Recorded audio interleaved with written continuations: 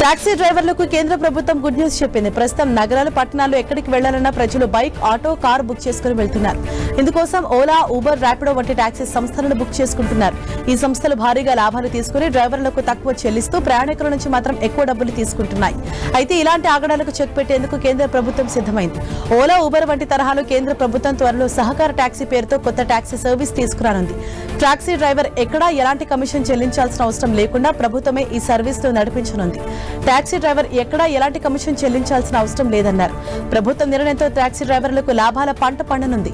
త్వరలోనే దేశవ్యాప్తంగా సహకార టాక్సీలు ప్రారంభమవుతాయని కేంద్ర ప్రభుత్వం చెబుతోంది. ఈ సేవలో చేరడానికి 2 వీలర్స్, క్యాబ్లు, సహకార టాక్సీలు నమోదు చేయిస్తారని తెలిపింది. సహకార టాక్సీ ప్రధాన లక్ష్యం ప్రజలకు చౌక రవాణా సేవలను అందించడం. ఇది డ్రైవర్లకు డబ్బు సంపాదించడానికి ప్రయోజనకరంగా ఉండనుంది. రానున్న కొన్ని నెలల్లో సహకార టాక్సీని తీసుకురానున్నట్లు కేంద్ర మంత్రి అమిత్ షా చెప్పారు. ఇప్పటికే పశ్చిమ బెంగాల్లో యాత్రి సాథీ పేరిట మమతా బెనర్జీ ప్రభుత్వం అందిస్తోంది. తొలుత కోల్కతా అందుబాటులోకి తెచ్చారు. ఆ తర్వాత సిలిగుడి, అసన్సోల్, దుర్గాపూర్ కు సేవలు విస్తరించారు.